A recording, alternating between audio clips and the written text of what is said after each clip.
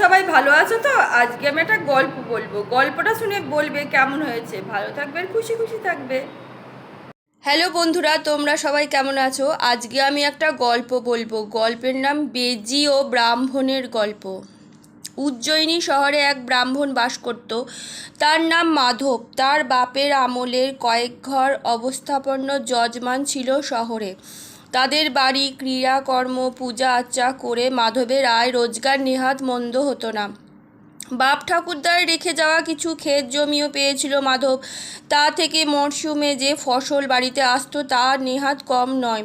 মোট কথা ভাত কাপড়ের অভাব ছিল না মাধবের। স্বামী স্ত্রী দুজনের সংসার হেসে খেলে চলে যেত। একবার ব্রাহ্মণীর ফুটফুটে একটি ছেলে হলো। দুজনে মহা খুশি ছেলে পেয়ে। তারা আদর করে ছেলের নাম রেখেছে সোম শর্মা। যে রাতে সোম শর্মার জন্ম, সেই রাতে কোথা থেকে একটি বেজি এসে মাধবের ঘরে দাওয়ায় আস্তানা নেয়। পরদিন সকালে দেখা গেল বেজিটি মরে পড়ে আছে, আর তার কোলের কাছে খেলা করছে অতটুকু একটা তুলতুলে ছানা। আহা বাছারে, মা মরে গেছে বুঝতে পারছে না বলে ব্রাহ্মণী মাতৃহারা ছানাটাকে পরম মমতায় কোলে তুলে নেয়। তারপর থেকে শিশু সোম শর্মা আর বেজির ছানা পাশাপাশি একসঙ্গে বড় হতে থাকে। ব্রাহ্মণী দুজনকে খাওয়ায় দাওয়ায়, স্নান করায়, ঘুম পাড়ায়, নিজের পেটের ছেলের মতন বেজির ছানাটাকে যত্ন আদর সব করে, যেন যমজ সন্তান। এমনকি রাতে শোবার সময় দুই ছেলেকে বিছানায় নিজের দুই পাশে নিয়ে শোয়। কারোর নড়াচড়া টের পেলেই ঘাড় তুলে তুলে চায়। এত কিছুর পরে ব্রাহ্মণী যখন বেজি আর সোম শর্মা দুজনকে একসঙ্গে একা রাখতে ভরসা পায় না, তার কেমন যেন ভয় হয়। হাজার হোক হিংস্র প্রাণী তো, কখন নিজের স্বভাব দোষে আছড়ে কামড়ে দেবে। জঙ্গলে প্রাণী মানুষের লাভ ক্ষতির কি বুঝবে। ব্রাহ্মণী তাই হাজার কাজের মধ্যেও দুই ছেলেকে দিকে সতর্ক নজর রাখে। ছোট সোম শর্মা বড় হচ্ছে, কচি কচি হাত পা নেড়ে খেলতে শিখেছে। তাকে বিছানায় পেতে দেওয়া শুয়ে রেখে ব্রাহ্মণী ঘর সংসারে কাজকর্ম সামলায় আর ফাঁকে ফাঁকে এসে দেখে যায়। বেজিও থাকে, কিচকিচ শব্দ করে, আর কখনো দাওয়ায় সোম শর্মার বিছানায় ঘিরে, কখনো এ ঘর ও ঘর ঘুরঘুর করে। বেজির প্রতি মাধবের স্নেহের দৃষ্টি, সে আদর করে নাম রেখেছে নকুল। সময়ে অসময়ে মাটি থেকে কোলে তুলে নেয়। হাসতে হাসতে ব্রাহ্মণীর কাছে গিয়ে বলে, আগের জন্মে নকুল তোমার ছেলে ছিল। হেসেল সামলাতে সামলাতে ব্রাহ্মণী হেসে বলে, ছিল হয়তো, নইলে এমন মায়া পড়বে কেন। এক মুহূর্ত কাজ ছাড়া হতে চায় না। এভাবে দিন কাটে। মাধবের বাড়িতে আনন্দের হাট।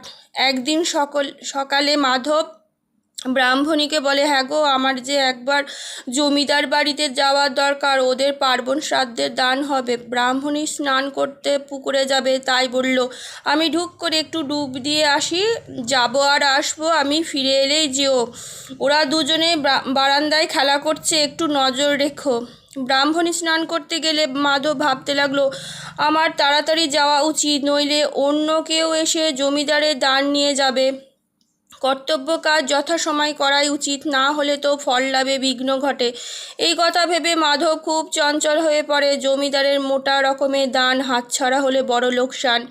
কিন্তু যাই বা কী করে, ঘরে সোম শর্মাকে দেখার কেউ নেই। হঠাৎ বেজির কথা মনে পড়ে তার।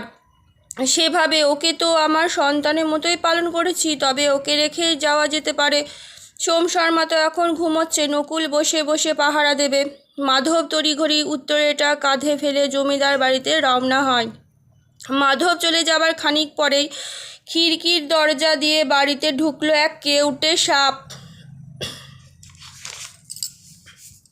ছোট্ট সোম শর্মা বিছানায় ঘুমিয়ে ঘুমিয়ে হাসছে, আর বেজি আপন মনে এপাশ ওপাশ ঘুরছে। হঠাৎ হিস হিস শব্দ শুনে ঝট করে ঘুরে দাঁড়ায়। কেউটে তখন দাওয়ায় উঠে শিশুটার দিকে এগোচ্ছে।